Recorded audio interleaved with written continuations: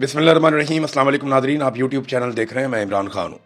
Nadreen, आपको याद होगा इमरान खान ने एक स्टेटमेंट दिया था और उन्होंने कहा था कि अगर मैं अकेला भी रह गया तो मैं लड़ूंगा, मैं आखिरी सांस तक लड़ूंगा। इस लड़ाई में अगर मैं अकेला बच गया तो फिर भी मैं मुकाबला करूंगा, मैं पीछे नहीं हटूंगा। ये इमरान खान ने क्यों कहा था? आप गौर कीजिए, पाकिस्तान में बहुत सारे सियासतदान गुजरे हैं। ये बात कभी आपने बेनज़ीर भुट्टो के मुंह से नहीं सुनी, जरदारी के मुंह से नहीं सुनी, नवाज शरीफ के मुंह से नहीं सुनी, क्योंकि उन सब की लड़ाई सियासी थी। वो सारे ये जानते थे कि पब्लिक उनके साथ होगी तो वो लड़ाई लड़ेंगे। इमरान खान की जो लड़ाई है वो एक बड़े मकसद के लिए है, और इमरान खान ने ये पहले कहा था कि मैं अकेला भी रह गया तो मैं लड़ूंगा, और वो साबित कर रहा है। अब अमली तौर पे अगर मैदान में कोई आदमी बचा है जो डट कर सामना कर रहा है तो वो इमरान खान है। बाकी लोग आवाज उठाते हैं, जोर लगाते हैं, कोशिश करते हैं, लेकिन इसके बावजूद कोई और रास्ता बचा नहीं इमरान खान के पास कि वो इस रजीम के खिलाफ लड़े या इसके साथ डील करे। अब दो ही चीजें रह गई है ना, इमरान खान के बाहर आने का कोई तीसरा रास्ता तो है नहीं।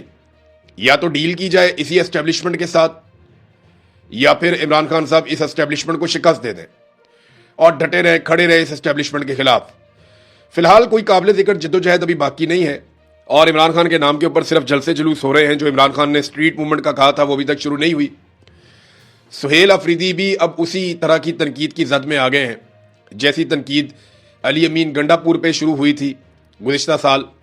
बस उसी तरह के हालात अब सुहेल अफरीदी के भी होते चले जा रहे हैं, और वो बहुत तेजी से उस तरफ बढ़ रहे हैं, क्योंकि स्ट्रीट मूवमेंट में इमरान खान साहब ने जो हुक्म दिया था उस पर अमल दरामद नहीं हुआ, और वो कोई भी तहरीक शुरू करने में कामयाब नहीं हुए। और उनके पास सबसे आसान तरीका यह है कि वो कह देते हैं कि तहरीक तहफ़्फ़ुज़ आईन पाकिस्तान से जाकर मिलो, उनसे पूछो क्या करना है, हम तो जनाब उनके इशारे का इंतजार कर रहे हैं। लेकिन मैं एक हकीकत आपके सामने रखता हूं कि अगर तहरीक तहफ़्फ़ुज़ आईन पाकिस्तान आज भी कहे ना कि सुहेल अफरीदी 10 लाख आदमी लेकर आप इस्लामाबाद पहुंचे, तो मुझे नहीं लगता कि वो 50-60 हज़ार आदमी से ज्यादा इकट्ठा कर पाएंगे इस वक्त भी। उसकी वजह यह है कि वो मोमेंटम जो गलियों में बनना था, चौक चौराहों में बनना था, वो मोमेंटम खैबर पख्तूनख्वा की लेवल तक भी पाकिस्तान तहरीक इंसाफ नहीं बना पाई। हाँ, जलसे हैं, तहरीक इंसाफ सबसे बड़े जलसे कर सकती है, माजी में भी करती रही है, इमरान खान के नाम पे लोग निकलते हैं, लेकिन जिस स्ट्रीट मूवमेंट का इमरान खान ने कहा था वो नहीं है ना। देखिए, इसीलिए अब मुराद सईद जैसा आदमी जिसने काफी अपने आप को होल्ड करके रखा, वो बोलने पर मजबूर हो गया। मुराद सईद ने साफ बताना शुरू कर दिया। और कर्नल वाला जो वाकया मुराद सईद ने बताया कि कर्नल को जाकर कहते हैं कि इमरान खान ने तो बाहर आना नहीं, मुराद सईद तो पागल है, ये तो जिस दिन आएगा मारा जाएगा। ये मुराद सईद का एक बहुत करीबी आदमी है जिसने जाकर ये कर्नल से बात की।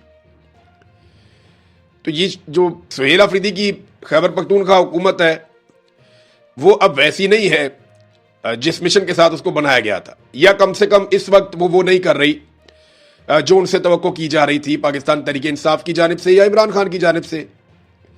लेकिन फिर भी क्योंकि ये हुकूमत इमरान खान ने बनाई है, इस हुकूमत को चलना भी है और इस हुकूमत के साथ गुजारा भी करना पड़ेगा, तो अभी तो हालात इसी तरह रहेंगे।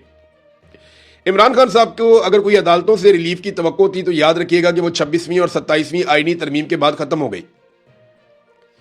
मैंने कई मरतबा आपको यह कहा था 26वीं और 27वीं आईनी तरमीम से पहले कि जिस दिन अदालतों में यह केस जाएगा उस दिन यह रद्दी की टोकरी में जाएगा, चाहे वो अलकादर वाला हो, चाहे वो तोशा खाना वाला हो, चाहे वो इद्दत वाला हो। इद्दत वाला तो गया ना, रद्दी की टोकरी में गया, साइफर वाला भी गया, रद्दी की टोकरी में गया। लेकिन ये बड़े बड़े मुकदमात जो खत्म हुए रद्दी की टोकरी में गए, ये 26वीं और 27वीं आईनी तरमीम से पहले गए। 26वीं और 27वीं आईनी तरमीम के बाद जो अदलिया के साथ कर दिया गया, यानी 6 ऐसे जजेस थे जिन्होंने कहा कि पाकिस्तान की एजेंसियां हमें तंग कर रही हैं, हरासा कर रही हैं। 3 को जबरदस्ती ट्रांसफर कर दिया, 1 को नौकरी से निकाल दिया, 1 पे रेफरेंस है और 1 ने माफी तलाफी कर ली। ये तो इन्होंने निशाने इबरत बना लिया, जजों से बदला ले लिया और पूरे निजाम को पैगाम दे दिया कि हमारे खिलाफ जो भी जाएगा उसके साथ हम यही करेंगे। और यह सिलसिला रुक नहीं रहा। इमरान खान इस अदलिया के जरिए कभी बाहर नहीं आ सकता जब तक कि एस्टेब्लिशमेंट को दीवार के साथ नहीं लगाया जाएगा। अगर एस्टेब्लिशमेंट पीछे हटेगी तो इमरान खान की रिहाई होगी। दो ही सूरतें, या तो एस्टेब्लिशमेंट को दीवार के साथ लगाना पड़ेगा, उन्हें मजबूर करना पड़ेगा कि वो पीछे हट जाए, उन पर दबाव डालना पड़ेगा, और दूसरा रास्ता यह है कि एस्टेब्लिशमेंट के मुतालबात मानकर इक्तदार ले लिया जाए और इज्जत हमेशा के लिए गंवा ली जाए। दूसरा आसान रास्ता यह है। नादरीन, इमरान खान साहब ने जब रजीम चेंज ऑपरेशन हुआ था तो तब एक और बात भी कही थी, और आज वो बात सच साबित हो रही है। इमरान खान ने जब शहबाज शरीफ को वजीर आज़म मुसल्लत किया गया ना, तो इमरान खान ने तारीखी बात कही थी। उन्होंने कहा था कि अब इस मुसल्लत शुदा निज़ाम को हज़म करने के लिए हर इदारे को तबाह किया जाएगा, क्योंकि अवाम इसे कबूल नहीं करेगी और फिर इदारों को तबाह करके ये हर चीज़ को अपनी मर्जी के मुताबिक बनाएंगे। अब नतीजा आपके सामने है।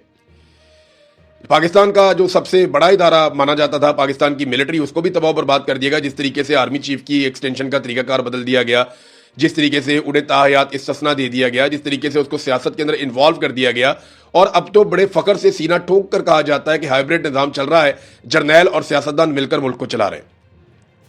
इमरान खान ने जो कहा था वो हमने होता हुआ देखा, अदलिया के साथ, पुलिस के साथ, ब्यूरोक्रेसी के साथ।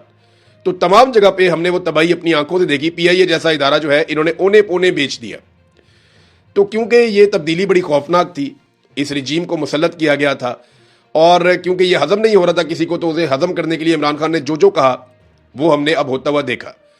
देखिए, ये अवाम से बदला भी लेते हैं, अवाम का मजाक उड़ाते हैं, फिर इंजॉय भी करते हैं।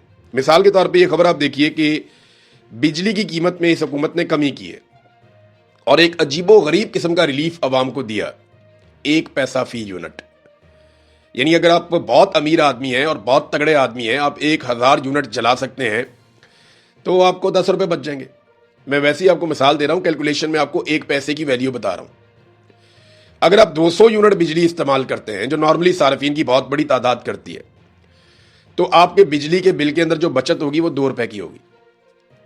आप यहां से अंदाजा कीजिए कि इन्होंने कई गुना बिजली की कीमतें बढ़ाई, और जब आवाम को रिलीफ देने का वक्त आया तो 1 पैसे का रिलीफ इन्होंने अवाम को दिया। ये अवाम का मजाक उड़ाते हैं, उनसे बदला ले रहे हैं इस बात का कि अवाम ने इन्हें वोट क्यों नहीं दिए, और रोजाना की बुनियाद पर ये अवाम से बदला लेते हैं। मरियम नवाज ने कल एक दावा किया, बहुत अजीबोगरीब किस्म का दावा कर दिया, जी मैं तनख्वाह नहीं लेती। तो मरियम नवाज तनख्वाह तो नहीं लेती, लेकिन फॉर्म 47 ले लेती है, जाली हुकूमत ले लेती है, महर शराफत से इलेक्शन हार के सीट ले लेती है, अयाशी वाला लग्जरी जहाज अरबों रुपए का वो ले लेती है। मरियम नवाज हर दिन करोड़ों रुपए का प्रोटोकॉल ले लेती है, गरीबों और मस्कीनों की बददुआएं ले लेती है, सरकारी खर्च पर बैरूनी मुल्क जाते हुए अपनी फैमिली, बेटी, दामाद, बेटी की सहेली और नौकरानियां और मेकअप वालियों को भी साथ ले लेती है, बस तनख्वाह नहीं लेती। अपनी काबीना और ब्यूरोक्रेट्स के लिए नई और लग्जरी गाड़ियां ले लेती है, बस तनख्वाह नहीं लेती। सरकारी फंड से अपनी और अपने वालिद की जाती तशहीर के लिए अरबों रुपए के फंड ले लेती है, मगर तनख्वाह नहीं लेती। ये कौम को बेवकूफ समझते हैं। भाई ये जाली है हुकूमत, मेरिट की तो आप बात ही नहीं कर सकते। मैं मेरिट पे यकीन रखती हूं, अगर मेरिट पे यकीन रखती तो आज महर शराफत एमपीए होता। अगर मेरिट पे यकीन रखती तो आज पाकिस्तान तहरीक इंसाफ का वजीर आला पंजाब होता।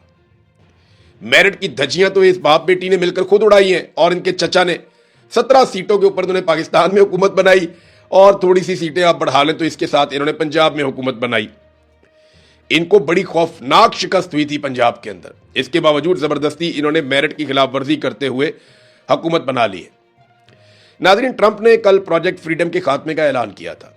ट्रंप ने कहा था कि पाकिस्तान के साथ बातचीत हुई है और पाकिस्तान ने दरखास्त की है कई और मुल्कों के साथ मिलकर, और हमारा और ईरान का कोई मुआहदा होने वाला है, लिहाजा मैं प्रोजेक्ट फ्रीडम को इस वक्त रोक रहा हूं। तो शहबाज शरीफ साहब तारीफ का कोई मौका जाने नहीं देते, यानी शहबाज शरीफ साहब कोई मौका ज़ाया नहीं करते कि जहां पे उन्हें तारीफ करने का मौका मिले और वो एक लम्हा भी ताखीर करे। सलूट ठोकने का, खुशामद करने का, जूते पॉलिश करने का शहबाज शरीफ कोई मौका अपने हाथ से जाने नहीं देते।